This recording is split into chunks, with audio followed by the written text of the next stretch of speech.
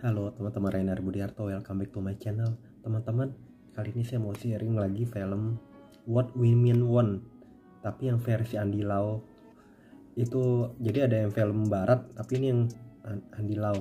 Itu ceritanya tentang apa ya, seorang pengarah gaya.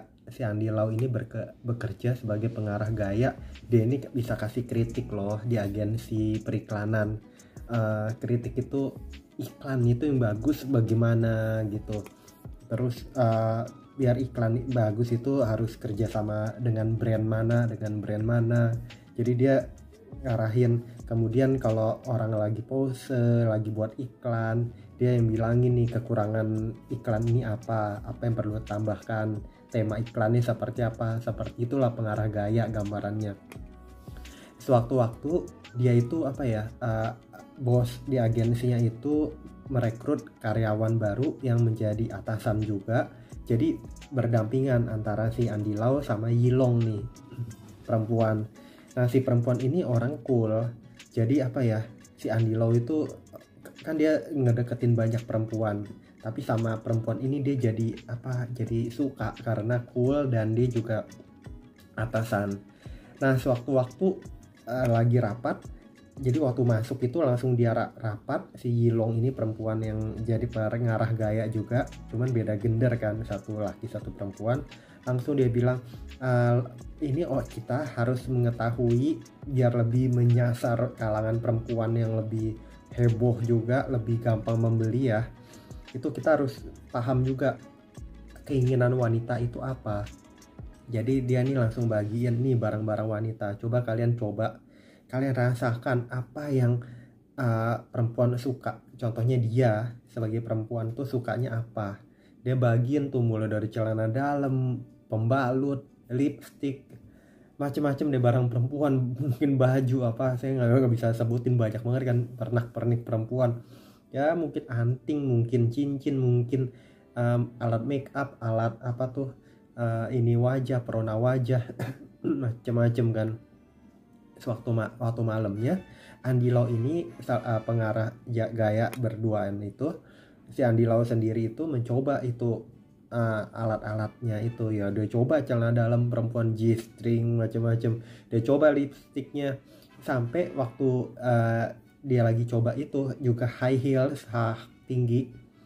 Dia coba, tiba-tiba dia punya anak namanya Dodo. Dia punya istri sudah berpisah. Nah, anak itu namanya Dodo, itu cakep. Dan si Dodo ini lagi datang sama pacarnya. Begitu ngelihat ayahnya berlaku demikian, pakai hak tinggi perempuan segala, lipstick, celana dalam perempuan, pembalut perempuan, kan aneh, kaget. Itu pacarnya itu langsung, pacar si Dodo, anaknya itu langsung pergi. Nggak enak kan, kaget, anaknya juga marah. Jadi tersedak, dia pingsan. Jadi ini seperti ya gambarannya fiktif, jadi alam nyuruh dia kaget, tercengang, sehingga dia jatuh ke bak mandi.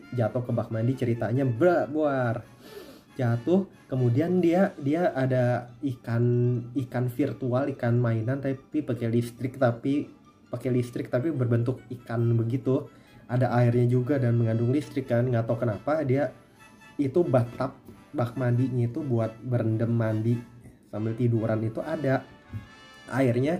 Dia waktu kaget, tersedak dan terpleset karena pakai hak tinggi, dia ketarik itu yang ikan virtual ada penuh air, otomatis jatuh beserta listriknya dan dia kesetrum. Oke, bangun-bangun dia ada di rumah sakit dengan kondisi masih ada lipstick segala. Kemudian dia tiba-tiba bisa ngedengar orang perempuan perawat segala ngomong tanpa bersuara. Aneh, dia pikir kenapa ya ini orang kok bisa ngomong tanpa suara. Kemudian dia bisa dengar bahwa dia nanya dia dalam hati nanya, nih saya biar sembuh bagaimana, apa dia udah sembuh. Dalam hati dia bisa ngedengar tuh perawat bilang nggak ada yang bisa nyembuhin, itu nggak ada obatnya, karena kalau kelainan tuh nggak ada obatnya, harus kesadaran diri sendiri. Kelainan jadi bencong, kelainan laki-laki jadi mau jadi perempuan tuh kelainan, maksudnya harus sadar sendiri gitu kan. Dia mulai tuh bisa dengar orang ngomong. Terus si Dodo datang, dia bisa cepet tahu si Dodo nih lagi datang, apa dia bisa dengar suara hati perempuan tiba-tiba begitu.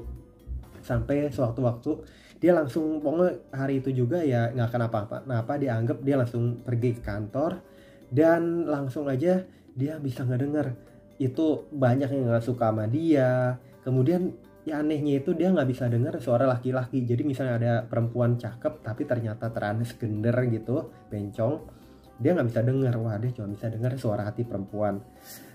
Sampai di kantor si Yilong itu ngendep diam-diam gitu di meja kerjanya, itu berpikiran untuk kerjasama dengan suatu brand dan diajukan ke bosnya.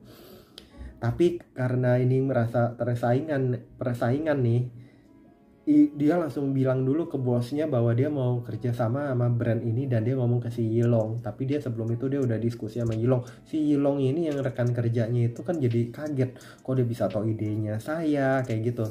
Akhirnya ya udah mau nggak mau karena dia udah ungkapin ide juga, akhirnya sama-sama ke bos dan akhirnya kerjasama itu berlangsung. Tapi kok bisa kebetulan juga, jadi ini apa ya, sampai dia dituduh sama Yilong, apa kamu curi ide saya?